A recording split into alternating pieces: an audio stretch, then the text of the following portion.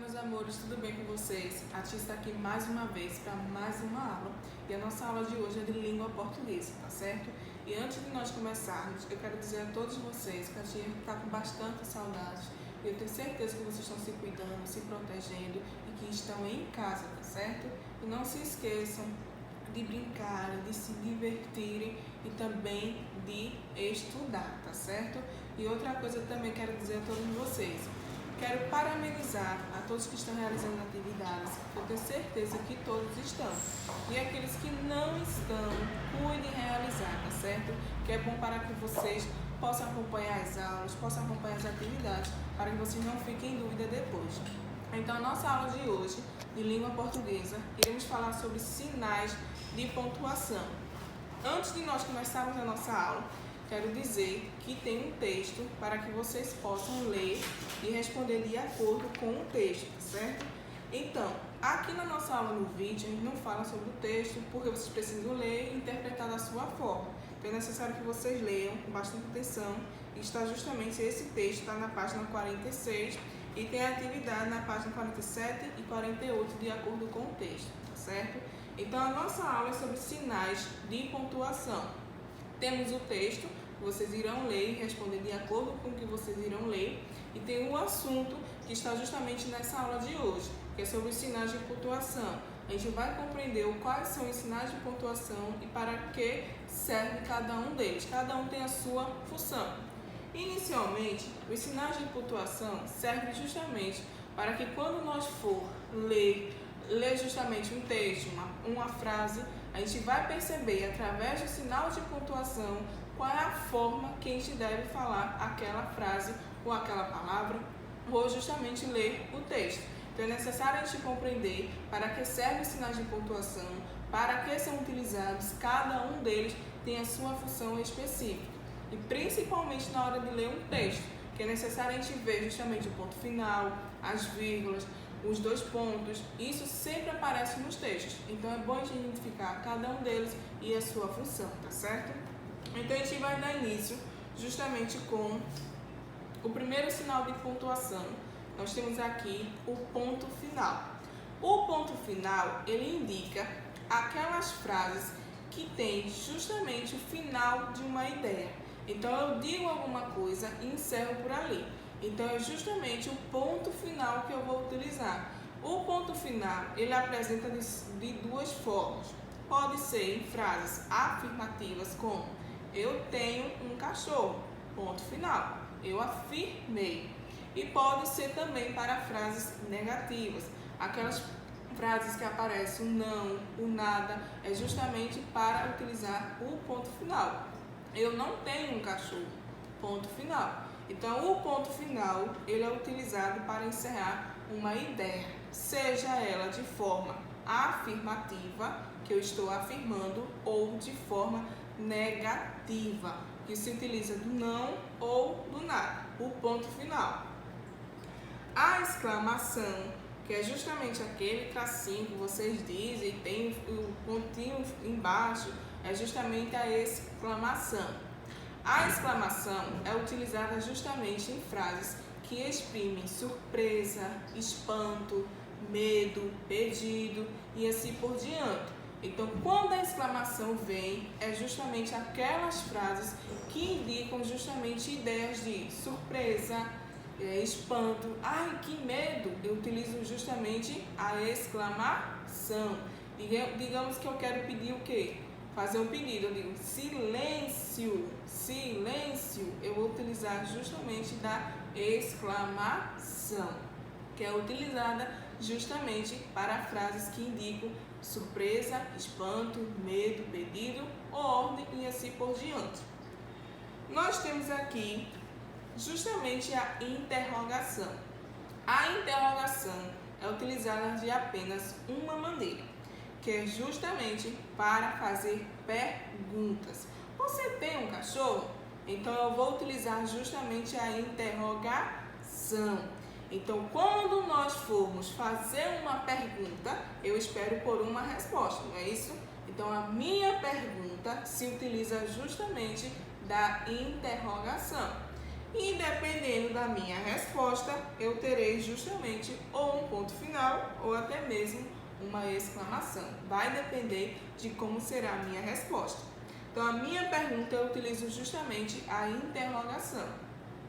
Nós também temos os dois pontos, que é aqueles dois pontinhos que ficam em cima e outro embaixo. Esses dois pontos apresentam-se normalmente em textos e que esses dois pontos indicam justamente a fala de alguém no texto. Então, quando vocês for observar justamente a utilização dos dois pontos, é porque ele está ali e indica justamente a fala de alguém. Então, digamos que Júlia disse. Então, eu vou colocar o quê? Os dois pontos, porque indica a fala de alguém. Júlia disse ao pai. Indica a fala de alguém. Então, eu utilizo justamente os dois pontos. E o ponto e vírgula, vamos deixar para depois, que vocês precisam entender o que é vírgula. A gente vai ver isso depois juntos. E temos também o travessão, que é semelhante com os dois pontos. Só que o travessão, quando ele aparece num texto, indica que alguém irá falar. Diferentemente dos dois pontos, é alguém que disse, já vai dizer. E o travessão indica que alguém ainda vai falar. Então, tem essa semelhança, tá certo? Mas os dois pontos e o travessão normalmente se aparecem justamente em textos. Então, o travessão indica justamente a fala de alguém, alguém que já falou e que está dentro do texto, o travessão, tá certo? E nós temos aqui justamente as aspas, que indica ou o pensamento de alguém ou uma citação de alguém. Digamos que Ana pensou, eu tenho que receber. Então, o que ela utilizou? Justamente as aspas. Porque Ana pensou em alguma coisa. Então, ela coloca nas aspas justamente porque foi um pensamento. Ana pensou, eu tenho que receber. Então, a utilização das aspas é justamente para indicar um pensamento ou a citação de alguém. Citação é justamente quando um texto apresenta uma frase ou um parágrafo curto e que se utiliza de outra pessoa. Digamos que alguém escreveu um texto e ela vai utilizar uma citação que foi de outro autor. Então, ele se utiliza justamente das aspas para indicar que aquela fala não é sua, é de outra pessoa. Então, as aspas têm esse uso.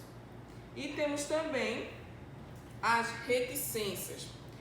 Normalmente, as reticências indicam justamente a interrupção de uma fala, de um pensamento ou de uma emoção que foi muito intensa e se utiliza justamente das reticências durante a fala ou a leitura de um texto. Eu tenho saudades de... Então, eu parei. Fui interrompida. Então, utilizei justamente das reticências. Isso quer dizer que a minha frase ou meu texto pode ter continuação ou não. Isso vai depender do contexto.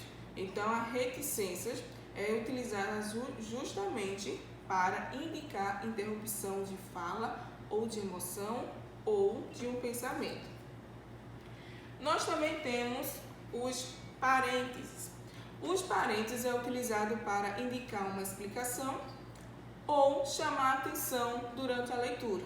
Se caso os parênteses virem justamente durante uma frase ou durante um texto, vocês irão perceber que os parênteses, as palavras que estão entre parênteses, é justamente para explicar algo ou justamente para chamar a atenção do leitor. Então, observe justamente a utilização dos parênteses. E para encerrarmos, temos o ponto e vírgula e a vírgula. São semelhantes, mas têm funções diferentes. A vírgula, ela é utilizada justamente para indicar a enumeração de elementos que estão em sequência, que pode ser dentro de uma frase. Eu tenho chocolates também tenho, além de ter chocolates, eu tenho goiabas e outras frutas. Eu tenho chocolates, goiabas e outras frutas. Então, para separar essa ordem que apresenta na minha frase, eu utilizo justamente a vírgula. Então, a vírgula tem a função de indicar a enumeração de elementos que estão dentro da sequência ou elementos da data do endereço, também é utilizado a vírgula. Não só para enumerar alguns elementos, mas também para separar cidade da data. Digamos que eu vou colocar um endereço e eu vou utilizar justamente a data do dia que eu vou enviar a carta e o endereço, a cidade que eu moro. Então, eu vou colocar o nome da cidade, Barreiros, e a vírgula vai separar justamente a cidade Barreiros da data, tá certo? E o ponto e vírgula é justamente para dar uma pausa longa na leitura. A vírgula se utiliza durante uma frase, separa a cidade de uma data, mas que tem a pausa pequena na hora de ler. Já o ponto e vírgula é uma pausa maior do que a vírgula, certo? Então, estes são os sinais de pontuação que são utilizados na língua portuguesa. Ele indica a maneira que vocês irão falar a frase.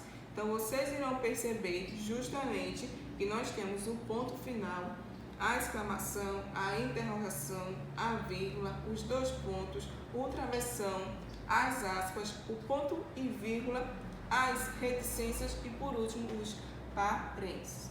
Estes são os sinais de pontuação. No livro de vocês, temos aí justamente o assunto sobre os sinais de pontuação e em seguida tem a atividade. A atividade está nas páginas 50 e 51 e logo vocês também têm um texto que vocês irão responder, foi logo que eu disse, nas páginas 46 e 47 e 48. Então, resumindo, a atividade de vocês está no livro de língua portuguesa, das páginas 46, 47 e 48, 50 e 51, de acordo com o assunto que nós vimos aqui. No livro de reforço, página 60, e gramática, que encerra justamente esse assunto sobre sinais de pontuação, as páginas 33, 34, 35, 36 e 37. Parece ser bastante páginas, mas não são. Por quê? As páginas que estão da 33 até 37 é dividido relacionado justamente a alguns sinais. Digamos que o ponto final, a exclamação e a interrogação se apresentam juntos no livro de gramática. Aí tem a atividade. Depois disso, nós temos os dois pontos, a travessão, as aspas, a vírgula, se apresentam juntos e assim por diante. Então, isso vai depender de quais são os sinais de pontuação que estão juntos e a atividade em seguida, tá certo?